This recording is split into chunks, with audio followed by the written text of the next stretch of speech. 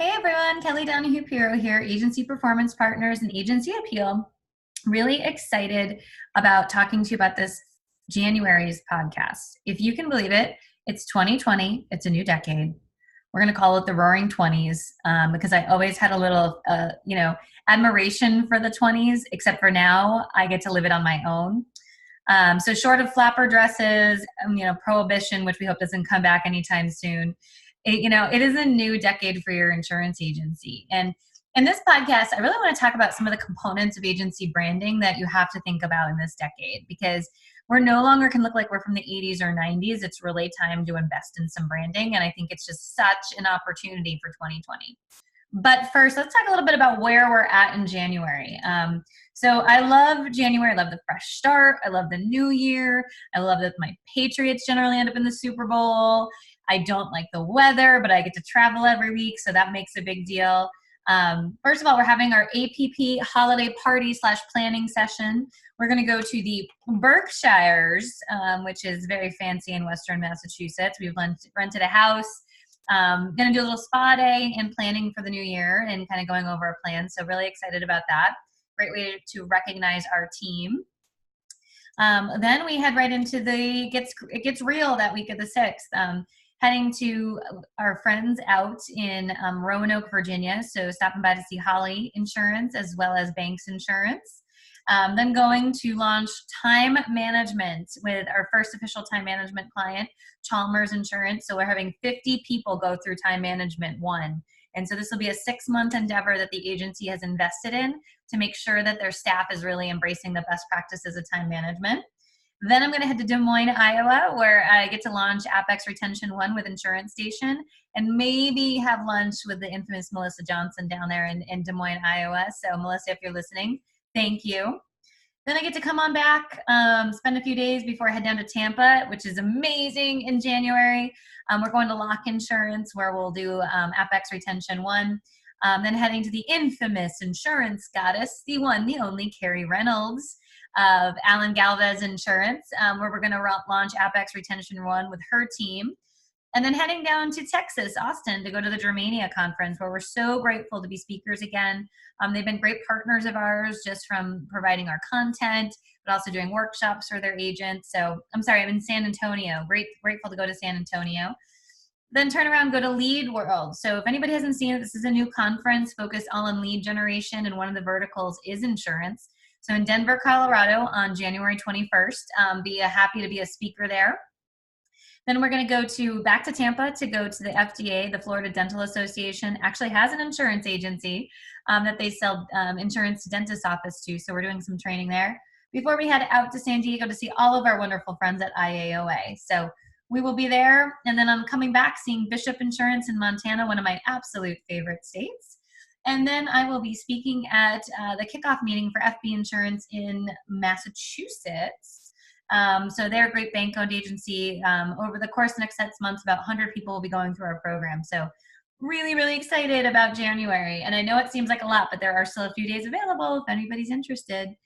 But without further ado, I think it's time we talk a little bit about insurance branding. Now, this is statistically and just in my experience been a place where we really overlook in our businesses.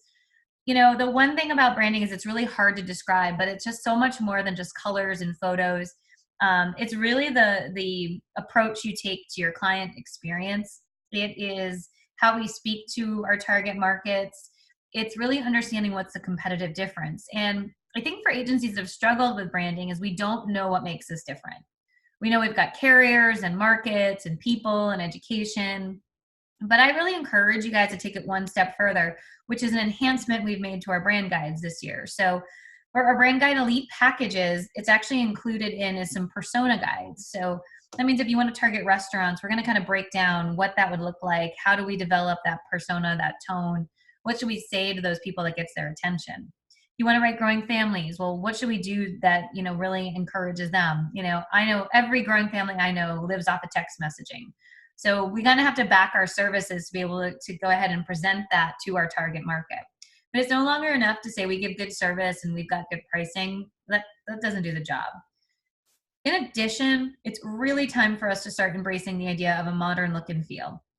Now, I'm not saying we need to go all Jetsons on the brand because I don't think that that's the way to do it, but we should be looking at modern photography.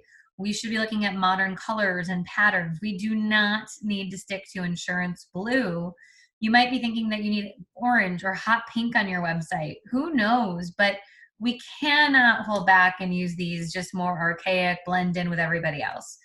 I don't know what got put in the water, but at some point in time, we all got told we have to be conservative to be viable. And the answer is that's so far from the truth today, guys. Geckos are selling insurance, which, let's be honest, they don't even have a license. But they're doing it because they're getting people's attention. And the reality is, if no one knows you exist, no one can get a quote from you. So really embracing branding and thinking just a little outside the box goes a long way. Now, the fear is always we go too far outside the box. But the idea is if you're going to invest in branding, to come up with something that's just unique and fresh. Now, for agencies just starting out, I think it's such an easy opportunity for you to create the brand, right? This is kind of who you are. You're putting a lot of your personality and yourself into your brand. For established agencies that have been at this for the long haul, it can be really difficult to go from where we're like this to like this. I think the best way to put it is just like a home remodel, right? You can't have the same kitchen for 30 years and expect it to get the same resale value.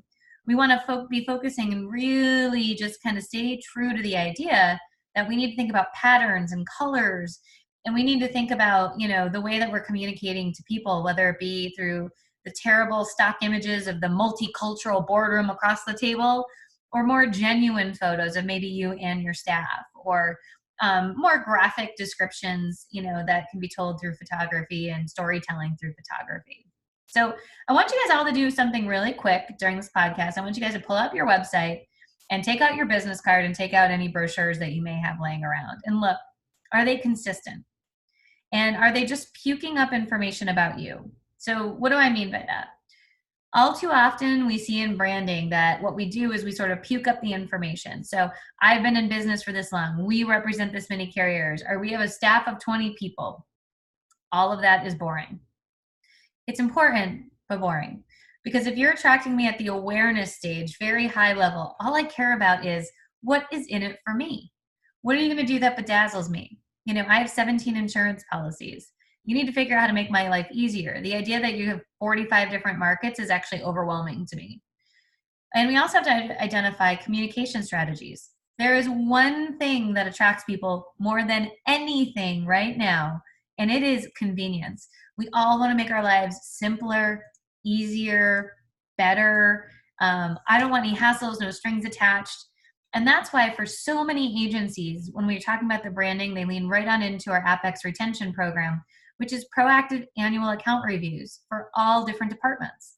Now, when we can start doing that, we change things dramatically. We can say that we're doing a service. We're going to check in on the stuff for you every year. But the first thing is looking at your branding. We sort of have a philosophy here of brand first, market second. So if your agency's endeavors are on marketing and really firming up your current customer strategy, your branding needs to be first and foremost. At this point in the podcast, if you look in our show notes, you can go ahead and actually download some examples of brand guides. They're awesome, awesome, awesome ways that we've been able to help modernize agencies. And I think it's time for most agencies to take that leap into something new, fresh, and different. And don't worry, you don't have to go ahead and order all new letterhead overnight. We've got processes and procedures for that. In addition, our elite group is now getting a branding guide sort of class that I'll be leading. So you'll get a series of videos of how to use the brand. Excuse me, which is really fun in our new video studio we have here at APP headquarters. So I'm really excited for what 2020 brings, but I also understand that for agencies, we cannot just get stuck in the same look and feel and, we help the community. All those things are great, but you need to translate that into what it means for the end customer. And we start that by getting sharp on who you want to sell so we can communicate that exact message. But here's the thing. It doesn't go by just doing it yourself, and it can't get put to the back burner. Rebranding the agency will take quite a few weeks and months of efforts. It's lots of iterations to get it down pat to the way you want it. But at the end of the day, what your agency is going to have is something that's so uniquely you that when they see it out there in the world, if it doesn't scream you, people are concerned, like, who ripped off your website? So kind of think about how you're going to stick out from the competition. I know for many agencies I get the pleasure of going to, even in the smallest of towns, there's 7 agencies. That's a lot of competition when you can own your whole network. So, as you can see, I shot this in December and I'm yawning because I was up late wrapping Christmas gifts. But we want to help everybody have a great 2020. And this is just an awesome, awesome, awesome place to start. So if anybody has any branding questions, feel free to reach out to me. Even if you want to just pick our brain, I love that. Don't hesitate. And at the end of the day, take a look at the brand guide samples and definitely go ahead and take a look at, some of the opportunity for Brand Guide Lite and Brand Guide Elite. We love to work with agencies of all sizes on this. So let us know how we can help. And if you're going to be at IAOA or the Germania event listening to this, make sure you stop by and say hello. We love saying hello to our listeners and our followers because we wouldn't be able to do this without you. Have a wonderful 2020, and let's get some branding going, guys. Take care.